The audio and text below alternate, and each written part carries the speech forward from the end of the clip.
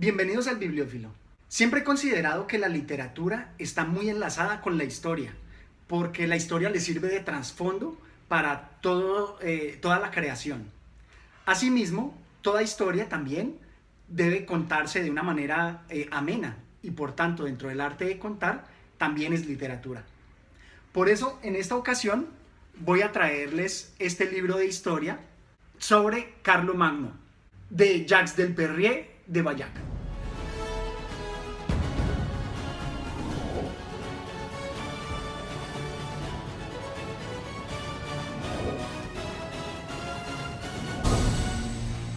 La obra resulta muy interesante, no solamente porque nos cuenta desde los orígenes hasta las luchas que tiene Carlomagno por conquistar varios territorios y construir su imperio hasta su muerte, sino que también nos da unas interpretaciones bastante interesantes y que nos permiten adentrarnos en el pensamiento medieval. La obra resulta muy entretenida y recomiendo que la lean. Como les digo, les va a enriquecer sobre detalles históricos desde el nacimiento de Carlomagno en el año 742 hasta su muerte en el 814 a los 72 años. Aquí voy a rescatar algunos pasajes que me parecen de especial importancia, como por ejemplo sus orígenes. Es importante cómo la construcción de una dinastía siempre tiene de trasfondo una aureola divina que dota al nuevo regente de una justificación, de un poder. Veámoslo en este aparte.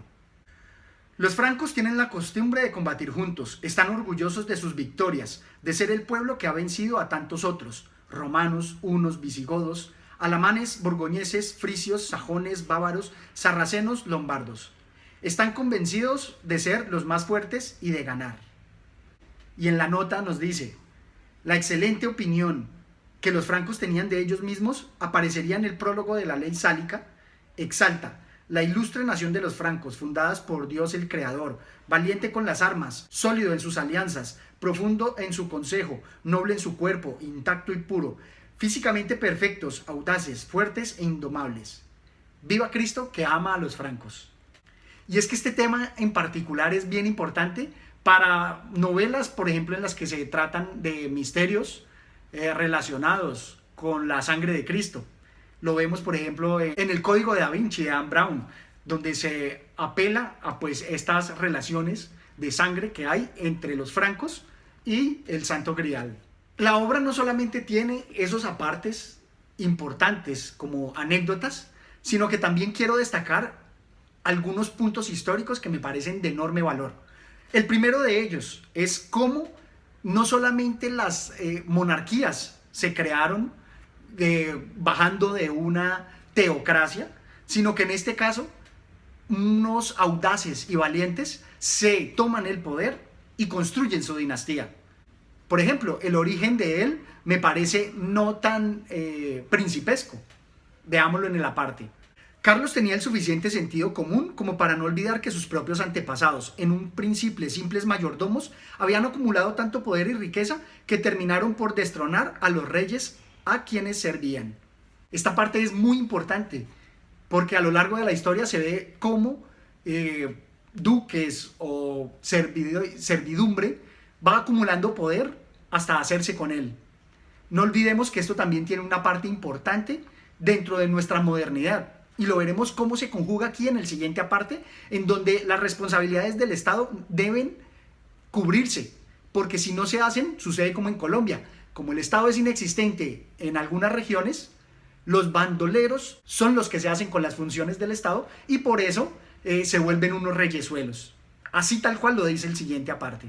Para el funcionario que recibe un salario del Estado, un periodo de problema representa un contratiempo. Corre el riesgo de no recibir sus emolumentos. Pero para el funcionario que tiene beneficios, dicho periodo representa la ocasión soñada, pues esté el país en paz o convulsionado, los beneficios siempre están ahí y podrá aprovechar cualquier debilitamiento de la autoridad para usurpar la propiedad. Además, convertido en poderoso por la propia debilidad del Estado, podrá cambiar sus calidades de funcionario por la más prestigiosa de reyesuelo. Lo que me gusta de la historia es cómo en el ser humano repetimos y repetimos nuestra historia. Esto que pasó en el año 700 también puede verse en nuestra modernidad. Vemos cómo gobernadores, alcaldes en pueblos lejanos y olvidados del Estado son los reyes en su región. Todo esto es lo que invita a pensar, a reflexionar. Por eso me gusta mucho nutrir las lecturas con la historia. Siguiendo con lo que nos cuesta la historia, veamos la parte importante en cómo prácticamente el feudalismo se consolidó y las monarquías a través del reinado de Carlomagno. No solamente por sus gestas, sino también por su forma de concebir el Estado y organizarlo. En esta parte, miremoslo. Acogió a Gesbera, la viuda de su ex enemigo Carlomán, y se convirtió en defensor de los derechos de sus hijos a la herencia del padre. Pidió al Papa que les consagrara reyes de los francos. Y luego en otra parte, si los enlaces proyectados se llevaban a cabo, las tres casas reinantes, franca, lombarda y bávara, quedarían unidas por enlaces familiares, lo que garantizaría, pensaba ella, el statu quo entre las naciones cristianas de Occidente. En este equilibrio general, Carlos y Carlomán reinarían en paz, cada uno en sus estados. No habría más guerras, salvo contra los paganos. Y efectivamente esas relaciones fue una práctica que permitió a las monarquías consolidarse y mantenerse en el poder.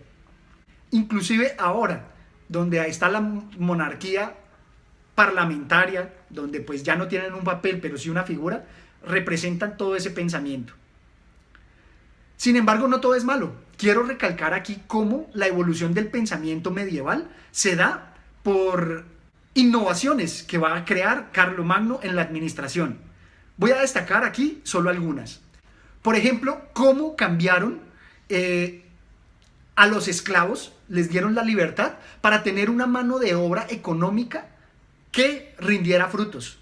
Todo ese pensamiento económico es el que va y podría ser sustento para el materialismo dialéctico e histórico de Carlos Marx. Veamos esta parte tan importante que resalta el historiador.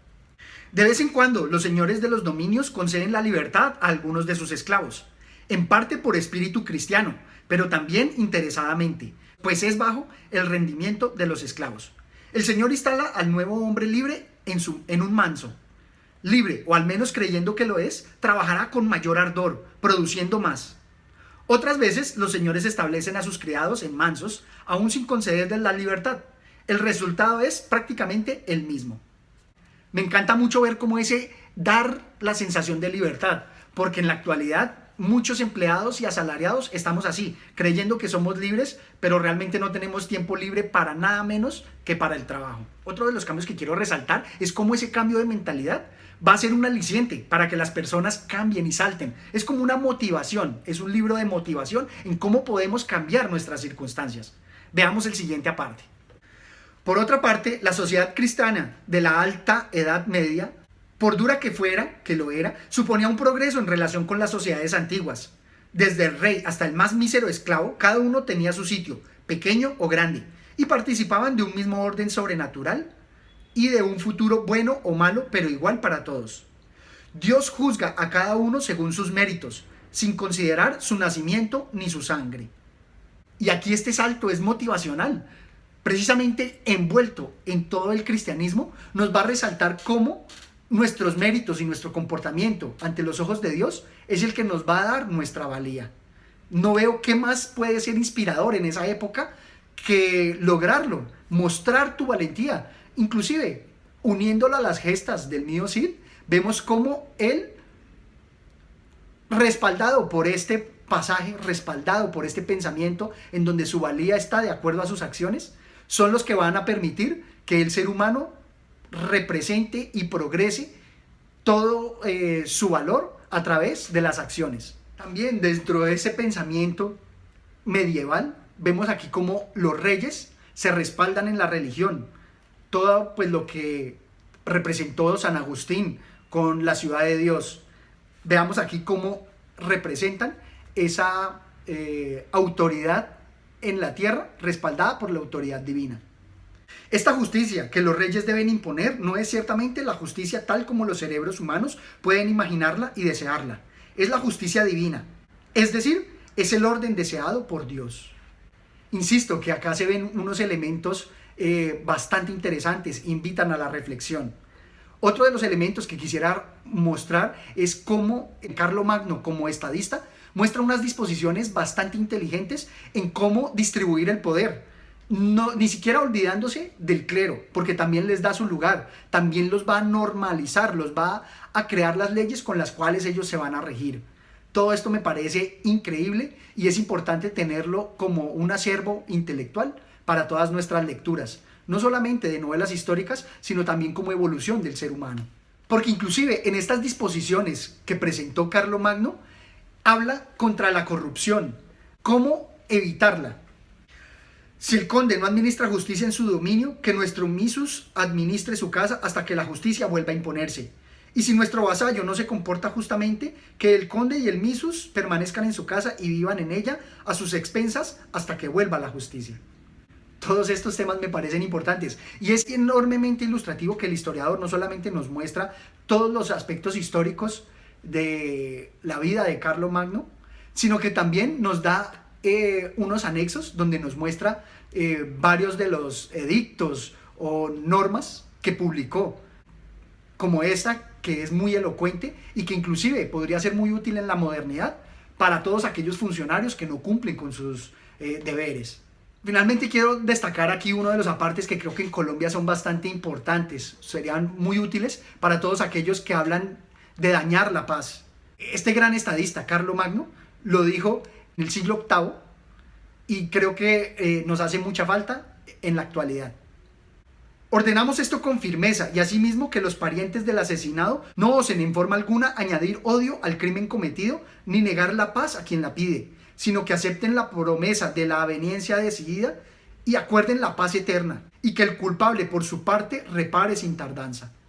No quiero abrumarlos con más detalles sobre esta gran obra, de verdad prefiero que la lean y extraigan de ellas todas las reflexiones que nos pueden ser tan útiles en la modernidad. Un bonus que quisiera compartir es el siguiente. Quiero destacar acá, como en la historia, para todos aquellos que les gustan los datos curiosos y resaltar la importancia de la mujer, miremos sobre esta emperador, porque así se proclamó.